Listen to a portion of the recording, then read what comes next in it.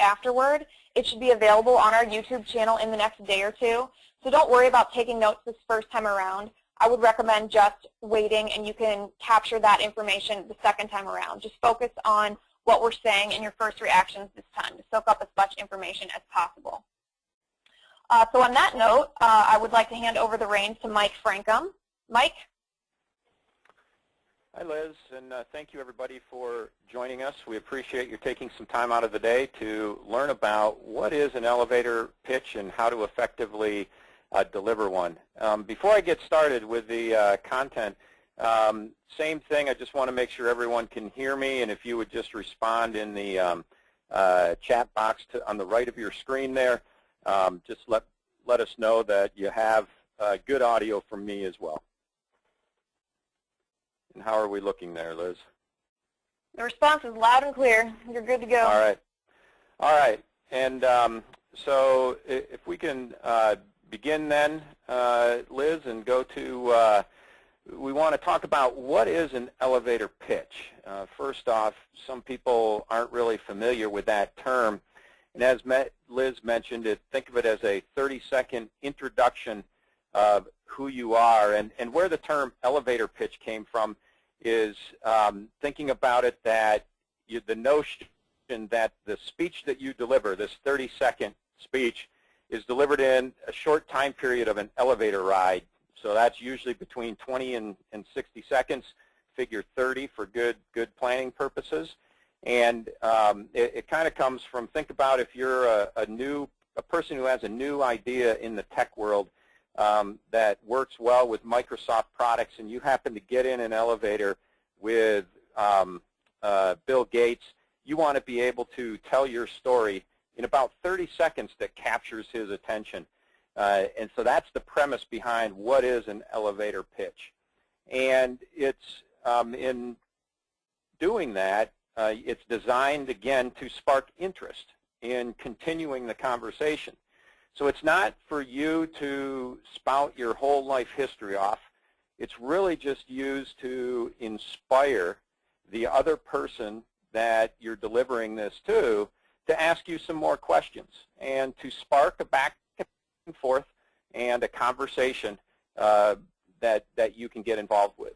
And it has four primary parts. The first part is a quick introduction of yourself personally, provide a brief history of your experience, and then apply your experience to potential positions that the company may have or that you are interested in, and then request an interview or to further the conversation. Sometimes perhaps the closing might not be appropriate to specifically say, you know, and I'd love to have an interview with you. And we'll get to that in a moment, but you're trying to ask them to take you to a further conversation. So Liz, the next slide.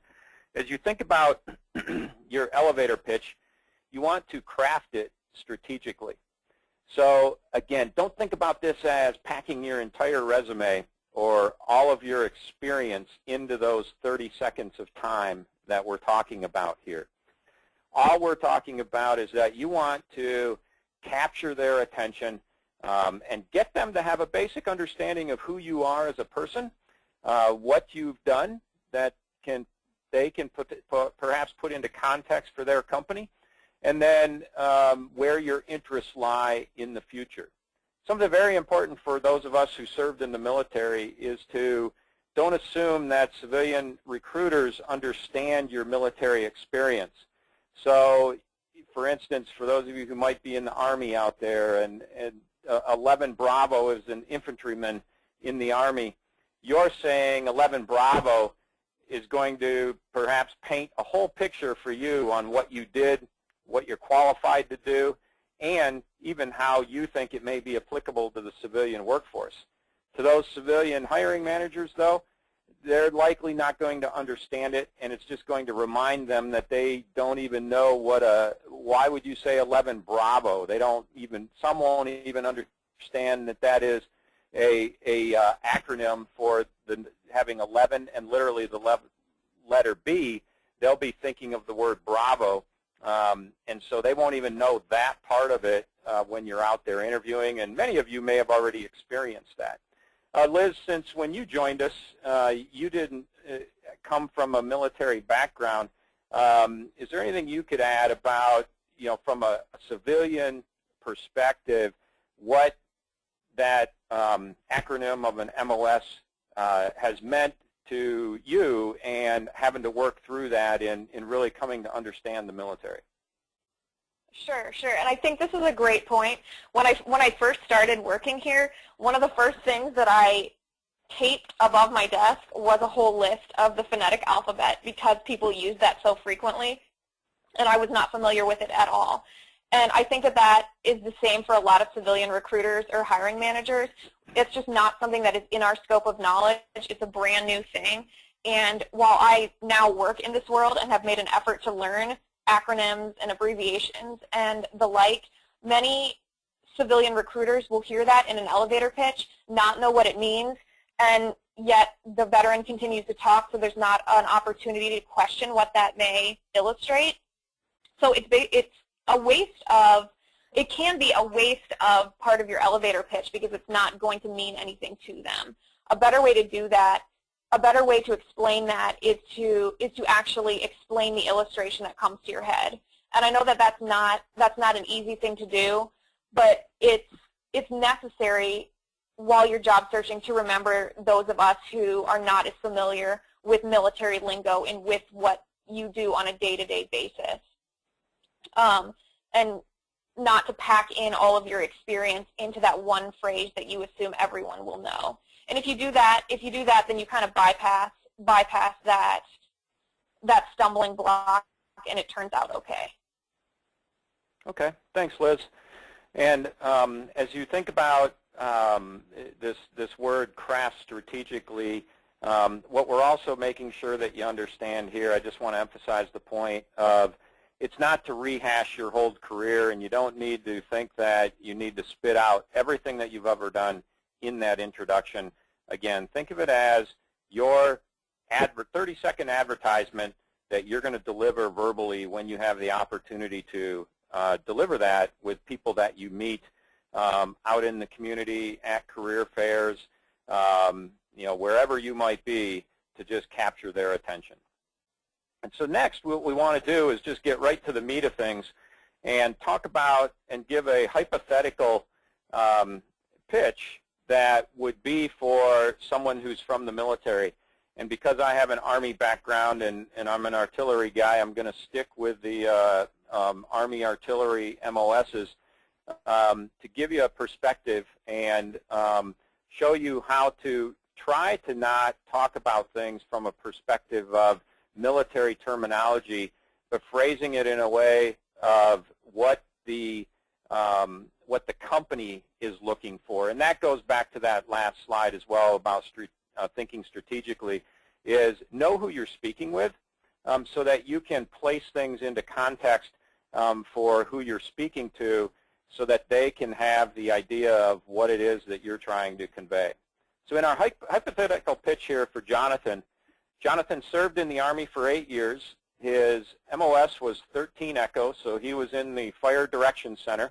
And for those of you who don't know what a Fire Direction Center does in an artillery unit, think of it as the individuals who compute the data that make sure that the artillery rounds impact where they need to impact, both to create effect on the enemy and to not have friendly fire type incidents.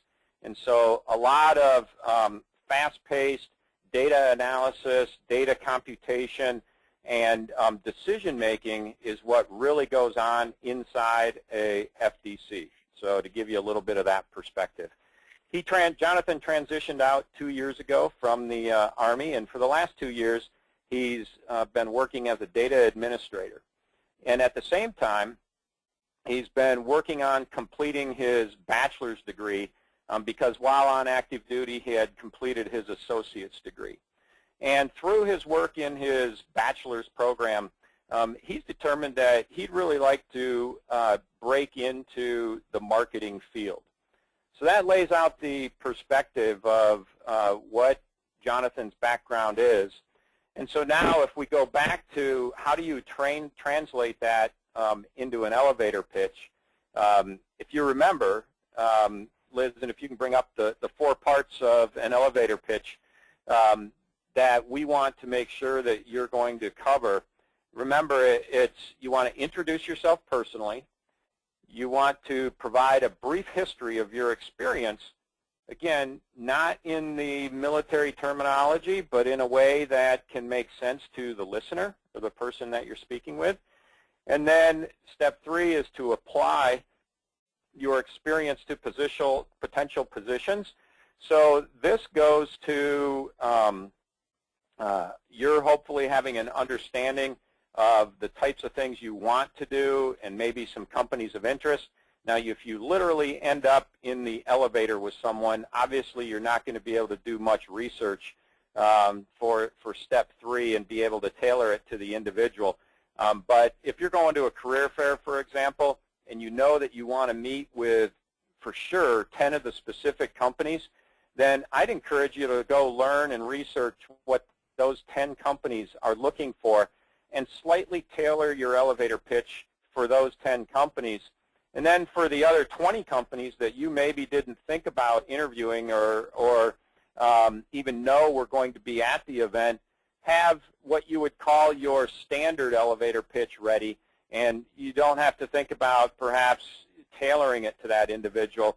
But when you are first meeting someone and it's in a company that you really want or have done research on to know that it's a company you'd love to join, I'd really encourage you to do that little bit of research so that you can apply your experience to the potential positions that might be available. And then that last step, request an interview or a next step. That's what you're looking to do in an elevator pitch. So how does an elevator pitch sound? And we've got a scenario here for you. And a couple of things leading up to the elevator pitch that I want to remind you of that are basics in job search. Number 1, make sure that when you are introducing yourself that you're following these basic elements of your demeanor. Number 1, your handshake should be firm, but not a vice grip. So when you go to shake someone's hand, do it in a very firm way, but don't squeeze their hand to where they feel like their knuckles are breaking. And step into your handshake as well to show and express your interest in speaking with them. Also, when you first are walking up and introducing yourself to someone, make sure you're taking the time to smile. It's going to warm them up. It's going to give them a perception of you as a positive person. And if you walk up kind of in a somber mood with a scowl on your face, you're going to portray an image that you don't want to. So you want to walk up and have that smile on your face and be inviting. And then the last key element, just of the basics of an introduction with someone, is make sure you have that eye-to-eye contact. You know, don't be looking over the person's head. Don't be looking down at their shoes. Don't be paying attention to the lapel pin that the man may have on his jacket lapel. Look them in the eye, and it's especially important to do that when you start off with that introduction. So if you'll remember, we had Jonathan, and he's from the Army, was in the Fire Direction Center of Artillery Units, transitioned out a couple of years ago, and he's worked as a data administrator, and he's now wanting to break into the marketing field. So as he goes up and follows those basics of introduction that I just talked about, he launches into his introduction and elevator pitch. Hi, my name is Jonathan Williams. I'm interested in learning more about the career options in your company.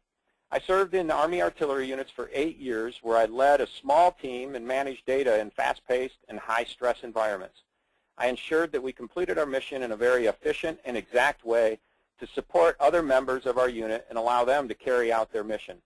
Since exiting the Army 2 years ago, I've worked as a data administrator with Acme Company and have been pursuing my bachelor's degree in business. I'll complete my degree in May. At Acme, I've recently led a project team of 3 to reconfigure our data management, and this has reduced costs in the department by 12%. Through my work in school, I've developed a great interest in using my attention to detail and analytical abilities in a marketing analysis-related role. My background in data management, analysis, and computation in fast-paced environments, combined with the passion I've developed for marketing while operating a growing blog, provides an exciting potential match for your marketing team. So let's talk about the pitch here a little bit, and you know what Jonathan has done to convey some things to the person that he's just met. And in this scenario, it would be a typical scenario that you would potentially use at a career fair when you are introducing yourself to someone at a career fair. So first off, right up front, Jonathan introduces himself, and he expresses an interest in learning about the career options in their company. If you happen to know a specific position that was available in that company, you might even go to the step of saying, I'm interested in learning more about the marketing analyst role that I saw on your website. That immediately would set the tone that you've done your research and that you're a serious person who they're talking to that time. You've actually shown an interest already in them, and I'll tell you, that goes a long way. And feedback we get from our clients, they consistently say, wow, what really stuck out for me with that candidate was that they actually took the time and knew the 2 positions that they were very interested in our company, and that just allowed me to have a lot more meaningful conversation with them.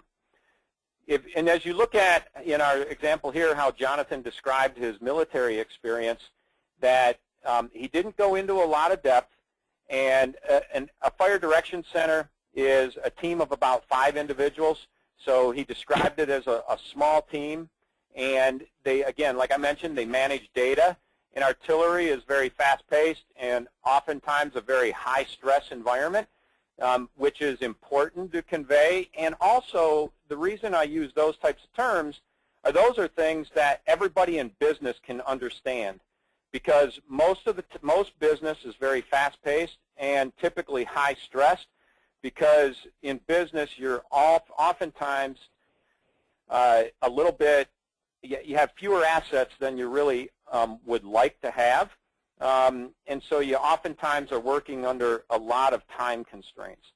And then by the last sentence there of ensuring that you completed the mission efficiently and in an exact way, you're showing about attention to detail, and also you're conveying to the person that you're listening to that you understand serving others. And so it provides a bit of a customer service type of feedback there as well. Then Jonathan rolled into what he's done over the last couple of years. And if you're a veteran who is not just transitioning today, it's great to take a moment here to think about something that is most relevant that you've done in the last 6 to 12 months that is an achievement or an accomplishment, and highlight it here the way Jonathan did by talking about his leading of a project team and the reconfiguration of the data and how that reduced costs. That's a great thing to add to show that you've been a person of impact. And then he goes into describing very briefly that through school and his abilities with attention to detail and data analysis, that what he's learned is that there's a place for that in the marketing world today, and that he has great interest in actually applying what he's learned and his experiences into a marketing type role. And then this is where I wanted to show an example of someone who also has an outside interest that he can relate to the job that he's specifically interested in, which in this case is that growing blog. And a blog obviously has obvious implications to a marketing team, because it has to do with getting a message out there, communicating, and to show that you have some ability to deliver a message with some specific thought behind it. So all of that is relevant to marketing. And that then, and the closing here is a little bit softer. meaning that he didn't specifically ask for an interview here, but he let the listener specifically know that you're very interested in potential matches for that ABC or Acme company's marketing team. So that's how Jonathan has framed his elevator pitch and gives you an example of how to think through that and then convey a concise message to the person that you're introducing yourself to at a career fair. And in a moment, we're going to give an example or some opportunity for you to ask questions, and would welcome any that you have specific to the example here. So some final notes. Use Jonathan's elevator pitch as a template, and use that as a framework for you to think about your background and what you want to do. And make sure you use words that are action-oriented. So you led, you carried out, you managed, things of that sort that are very action-oriented and are verbs about what you did. You want to avoid having everything be descriptive, and make sure that you have some points of action and achievement within your elevator pitch. As I mentioned earlier, you do need the research positions, or at least the types of positions, if you want to be able to translate your military skills and personal history into that effective hook within your elevator pitch. So if Jonathan didn't know that he had developed this interest in marketing, he would have had a harder time tailoring his background and everything to that specific elevator pitch of having an interest in marketing-related roles. And if you're not sure how to translate your military experience into civilian job skills, we have another webinar we did about how to translate your military skills into civilian language. And again, like Liz said, you'll have access to these slides again here within the next day. But if you want to jot that URL down there, it can take you right there to that previous webinar where we talked about how to simply translate your military skills into civilian language, and that's something that you want to be able to do. And then the last thing that as we come to a close here and are about to open up to questions, that I want to toss out there, and I haven't done this before, so we'll see how it goes. But if you'd like to send me an elevator pitch and have me provide some bullet point comments back to you, I'm not going to write an elevator pitch for you, but just to give you a short critique and maybe some bullets to make it a little bit tighter. As I said, I haven't tried this before, but you can send that example to me at mike@recruitmilitary.com, and I'll do my best to provide timely bullets or feedback to you. Please just be patient with me if it takes a few days for me to get back to you on that, simply from a perspective of I receive 300 to 400 emails a day in my inbox, and so have a lot of things to really get through every day. But I wanted to see what kind of response we got to help give some feedback back out to the field, and those of you who could really use this effectively at career fairs that we might hold or other career fairs that might be in cities near you where perhaps we don't have one of our career fairs. So again, you can send that example elevator pitch to mike@recruitmilitary.com. And again, I'm not going to write it for you, but I will provide you some feedback. So Liz, with that, we'll turn it over to you.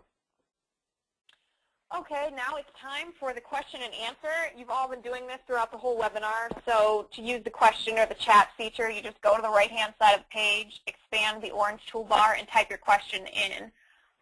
You can go ahead and do that now. I will read your questions, and we will answer them.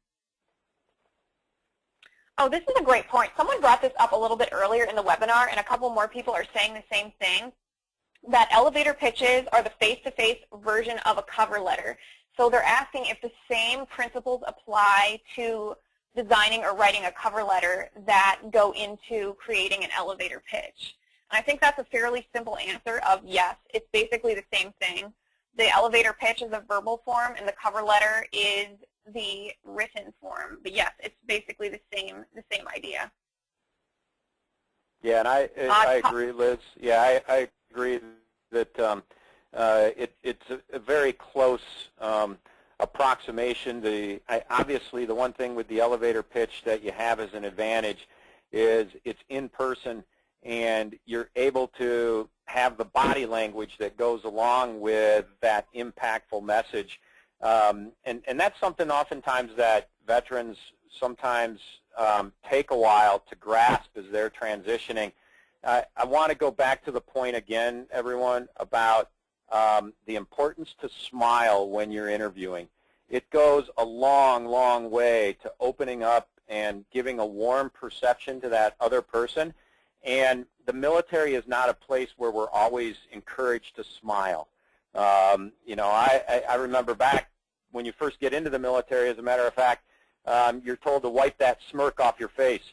And if you look at the picture actually Liz has on the screen right now, that's not the picture that you want to portray with your facial expression as you're going up and delivering an elevator pitch. Robert, I think you make a great point in your comment that rehearsals are invaluable. That's 100% true. The more times you say your elevator pitch out loud, the more comfortable you will be delivering it. It'll sound less like a recitation and more like a conversation, which is the best way that you can communicate with a civilian recruiter. So yes, rehearse as often as possible. Practice in front of a mirror, smile, like Mike said. Practice it to your family and friends, which is actually more difficult than delivering it to a stranger, but rehearsal is invaluable. James has a good question. He says, how would you approach an elevator pitch for a job that isn't related to anything you have done in the past? And I'm sorry, Liz, was that James you said, or? Yes, that was James. Okay. James, the important thing that you'd want to do there would be to do some of that research about the company and the position. And even if you maybe haven't done everything that they might have listed as requirements, there are implied things in that job description. And then also by researching the company, you will be able to maybe understand their culture. There's a big move in HR circles that culture and cultural fit actually are what should be the driving factor of determining a great candidate for a position, and that especially in roles that are more about soft skills than they are about hard skills. And what I mean by that is if you're actually like a welder and you have those skills, it's pretty clear that, and you're going for a welder position, you have to know how to be able to weld. It's awfully hard to not have that hands-on experience and go be an effective welder because it's an art form in the crafts world. So that would be an example of one that you can't really, it would be hard to get through culturally. But that would be the thing that you want to do, is that research on what they're looking for in an individual, and then how does that culture, what do they claim that their business culture is, and then take your attributes and traits, your soft skills, and highlight those to that particular company so that you can display that cultural fit. And then more often than not, there probably are similar things that you had to do in roles that you've had that would fit the actual position as well. And you want to find a way to massage the description of those so that you are trying to touch on the experience and the specific attributes that they might have for that one specific role. This is a great question from Ernesto. He asks, in an actual interview, one is usually asked to briefly describe yourself. Is this the same as an elevator pitch? You certainly could use it as the start of it, Ernesto. Generally, when you get that question of tell me about yourself, it's really probably appropriate to have it be between 1 to 2 minutes in length and go into a little bit more depth, because the question in an actual interview, they're trying to get a little bit deeper in understanding who you are as both a professional and an individual. So in an actual interview, I think you can take a lot of the themes that you develop in this elevator pitch and weave it into a little bit deeper answer for the actual interview and answering that question of who are you, or Ernesto? Please tell me that story of who you are. So it's just a little bit longer in an interview, but again, you can weave the themes of this elevator pitch into answering that question. This question is from Michael. He asks, how much does a high security clearance bring to the table with an elevator pitch? Well, Michael, it obviously depends on the type of company that you are talking to. So this goes to knowing your audience. And if it's a someone in the defense world or homeland security or something that would require a high degree of trust, then that would be relevant to certainly bring out in that elevator pitch.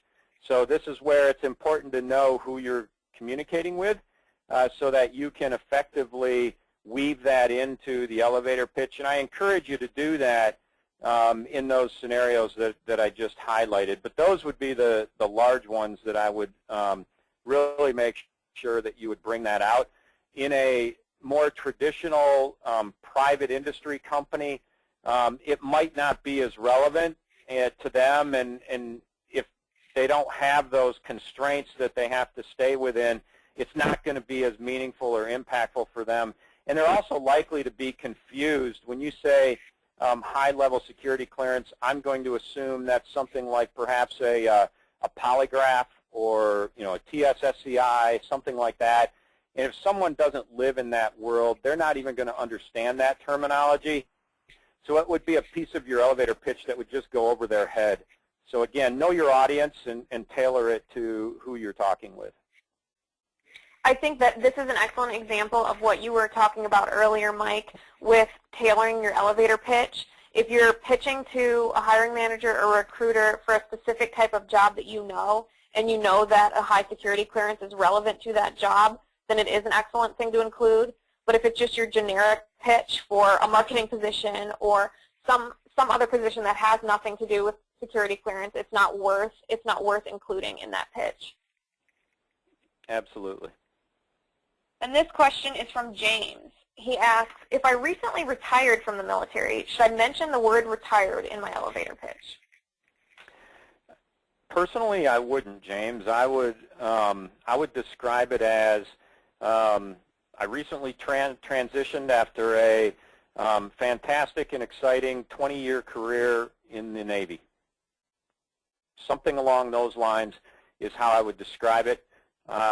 Whether it's fair or not, the word retire in some ears, meaning some people will perceive that differently than others, so just don't use that word. And I would just use that word of transition and highlighting what a positive experience that you felt your 20-year, 22-year, whatever your military career was. I think it's fair to assess it that way. And if you do that with high energy, that you're not going to have perhaps the wrong perception given by describing things that way.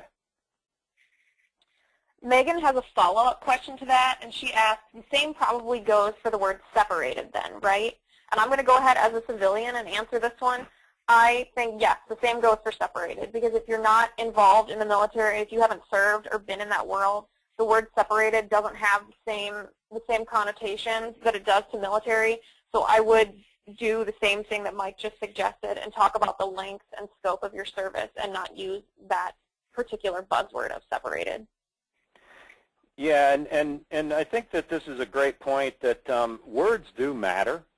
And so what you're hearing here is that just a changing or tweaking of a word or two can literally change the initial impression that you make with individuals, and that can really make or break things, because if you're out there seeking a job, that there's a lot of competition out there. And so what you'll find is that there's small differences that are noticed when folks are interviewing, and you want to make sure that they're not getting a different perception than you want them to by a word that you could have easily changed. So words really do matter. So as you critique yourself after all of your interviews and all of your interactions with employers, think critically of how you communicated, what you said, and you might find, I know when I was looking for a job, I ended up, inevitably bombing a few interviews. And as I sat and critically thought about it, I'd be like, wow, I can't believe I said that. That's not the way to say that. And so just critically go through after each interaction you have and critique yourself so that you're able to capture those learning points immediately after all those interactions you're having as you go through the job search process. This is a good question. It's a little bit more of a complicated question, but it's a good question from Larry. He asked, how do you present an elevator pitch of your military skills if you're currently unemployed and have been discharged from the military for more than 8 years, and the jobs you had in between weren't really relative to the position you're searching for based on those military skills?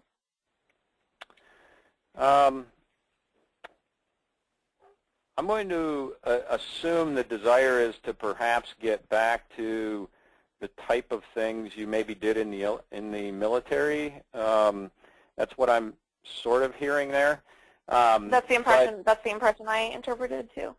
Yeah. So if that's the case, I think what you want to do is to, even though it may have been 8 years, don't talk about that. And what I mean by that is, remember that the elevator pitch is meant to capture someone's attention.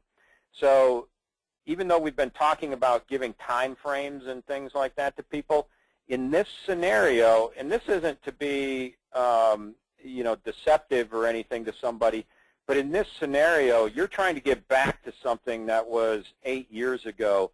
And so what you're going to want to do is to talk about that and spark the interest as if it's the here and now, and get them to ask more questions. That's what you're trying to accomplish here, is to spark a deeper conversation so that in that conversation you're going to have more time to explain what you've learned over those 8 years, because it doesn't matter what you do, folks. There's always something you can take from what you've done and apply it to what you want to do. It does not matter what it is. There's always something that has application.